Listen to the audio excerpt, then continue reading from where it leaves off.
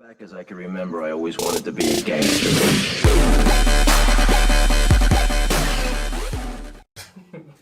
What's up, everybody? This is Eric coming to you from Top Tier. Top Tier. Yeah. Since everybody else is doing a deck profile, I'll go ahead and do mine. I went 4-0. So it's undefeated. Let's go. Let's go ahead and get hop right into it. I was running Yosenju, by the way. Yosenju Common 1. Definitely the best card I had all day. Bread and butter. Just get whatever you need off the field and just go to work. Also have 3 comma 2s. Attack directly, and the reason that's important is because you got this guy right here, comma 3. Anytime another Yosenju monster does damage, go ahead and search your deck and add a Yosenju card from it to your hand. Yosenju is right there. For the most of those have to be in every deck. Just throwing that out there. I play 1 Sujik because this card actually won me a game. A lot of people don't know you have it. It's a pretty good hand trap. It's honest for their deck. So it boosts any Yosenju that's battling by 1,000. I play 1 Yosenju dieback because a lot of people don't expect this guy to come out. His summon cannot be negated if it's pendulum summon, and when he is summoned, period, whether it be normal summon or pendulum summon, shoot back 2 cards on the deck, 2 cards on the field back to the hand, and that gets a lot of people off kilter. Plus, if he's normal summon, he stays on the field, so he's 3,000 attack, and that's kind of hard to get over. I play 1 Yosenju Maggot. Essentially, his effect is if he's normal summon, special summon Yosenju from deck.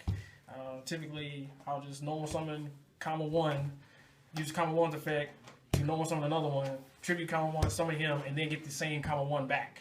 Or if they have an open field, I'll go with comma 3 and go to get a free plus to search off of it when I attack with this. Alright, so that's that. This one right here, a lot of people don't play this card, but I loved it, and it saved me all of 4 times today. Once a duel. Yosenju Ill, the left one. When you play him on the field, anytime any card effect that targets any Yosenju monster, they have to target him if he's on the field. So that's awesome. And when he's in the pendulum zone, anytime a Yosenju monster or monsters would be destroyed, i.e. Mirror Force, Dark Hole, whatever, just send them to the top of the pendulum zone and they still on the field. Literally in my S-Night matchup, I gave him a Flying C. And he Dark Hold just to clear the board, but he forgot I had this over here. So he cleared his own board after already committing his normal summon, and I just sent that in the tap for game next turn. That was awesome.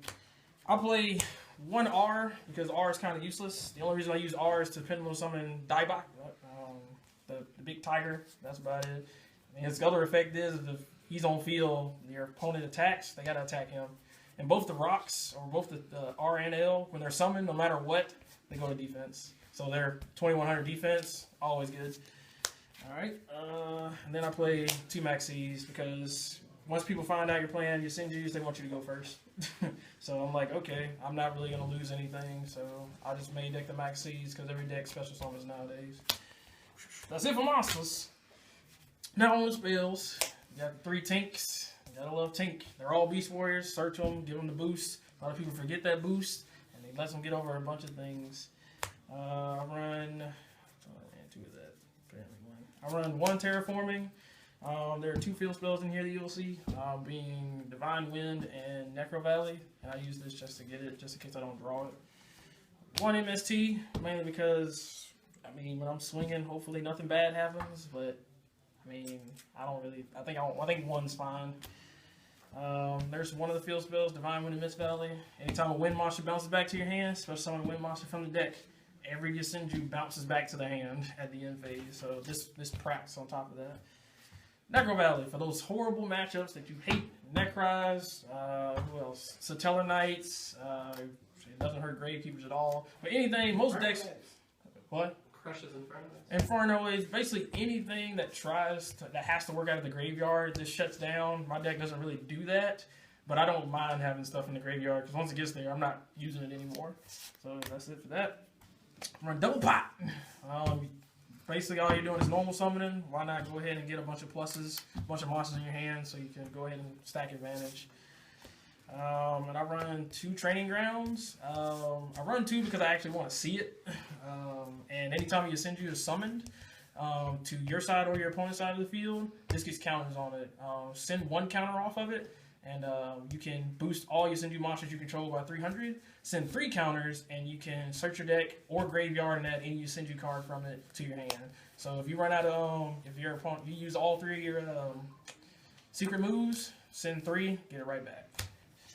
And then 1 Raigeki, 1 Dark Hole. Know what that does. Alright, now we're going on to traps. Double Mirror Force, because more times than often, all your monsters bounce back to your hand. You're going to be left wide open. You need some type of defense, some type of protection. So Double Mirror Force is pretty good. 1 Torrential, 1 Compulse, 1 Solemn, 1 Vanities. Main reason being is because I don't need you going off when I'm not going off. 1 Breakthrough, and then I run 2 secret moves. I run 2 because 3 gets kind of cloggy. Plus you can search this out, and if you ever get tired of it with this training grounds, you can just get it right back. This card came in so clutch today because all you do is you put one of the scales over here, set this, and you stop everything. And then I ran last card, 2 cards, be Solo Transition. Main reason being is you're normal summoning all day, so why not go ahead and get all your attacks in, get your bounces out of the way, get your damage in. During the end phase, if you don't have Divine Wind, go ahead and tribute one of the monsters and go ahead and draw 2 cards. Since you can only activate 1 a turn, and as long as you control those special summon monsters, which barely you ever do, this is always, I always love seeing this at the end of the day. I like it more than card D. Now we're going on to the extra deck, which I barely made anything out of, but 1 Dark Rebellion Exceed Dragon, 1 extra time, favorite monster in the game right now. I will make this for stupidity. I will make this card if I can resolve its effect. I don't even care. 1 Harpy's Pet Phantasmal Dragon. If you got 3 and they got less than 6,000, try to win in 3 turns. That's all I can say. I actually run 2 Cowboys because go ahead and get your attacks in. If they're not dead and they're under 1,600, go ahead and burn them for game. If they can't get over your 2 Cowboys next turn, you've literally done 3,200 points of damage on 2 monsters. So that's that. 1 Silent Honor Arc Shark, sucking stuff up. Got 1 Tiger King, because Tiger King's awesome and he can negate all monster effects on field. So, and I think that's permanent, so your opponent can't just keep plussing off of 1 monster. 1 Abyss Dweller, stop graveyard effects, Necroz, etc. and stuff like that. MVP of the day, Lightning Chidori, running 2 of it. Run 2 of it. When it's summoned, you can target a set card on the field, send it to the bottom of the deck, detach material, target a face-up card on the field, send it to the top of the deck. Literally make your opponent keep drawing the same card. They get kind of mad at that, so that's awesome. I run 1 Telenite Polytimos because all you got to do is normal summon 2, overlay on top of it, and then if you're playing like Shadalls or Burning Abyss, just overlay Diamond right on top of it during the main phase too. And that's the main reason I play these 2. I also play Gaga Samurai, OTK plays. If I'll make a Cowboy and I'll make a Samurai, attack twice, and then if they got some like back row that I don't like, just make Samurai take all of it, and our Cowboy stays there. 1 Castell, because he's wind, and he works. And then Bujin Kagasuchi, because everything's basically a Beast Warrior. If you need defense, he's great. And he can also mill cards, which, I mean, I guess helps. That's it for extra. I guess side. The other 2 MSTs, just in case I'm playing a deck. I play Yang Zings today, and I don't like creation, so get that shit out of here. 1 Threatening Roar, because you leave yourself open so much. You might as well, especially with aggro decks like Cosmos, you don't want to swing in at all. Iron Imperial Wall, because I thought I'd play Cosmos or Necroz, I didn't. Or Ritual Beast. 1 Mind Crush, because every deck searches nowadays. 1 Breakthrough Skill, because I don't like monster effects going off. 1 Mistake, because I search, but I don't like you really searching too much, because I don't search that much.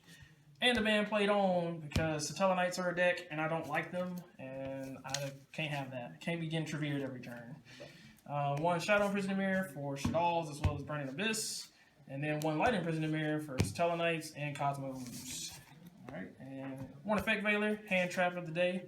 People don't see it coming, and it fucks up plays. 2 Flying Seas, Burning Abyss matchup. Y'all can have this monster, and y'all basically can't play anymore. So that's how that works. And then 2 Retaliating Seas. If I play Heroes, if I play Shadalls, if I play any deck nowadays that's running Nodin, go ahead and give him the special summon this, and everything they get sent to the graveyard from then on is banished instead. That's it, guys. I went 4-0. Eric Ferguson, top tier. Back as I can remember, I always wanted to be a gangster.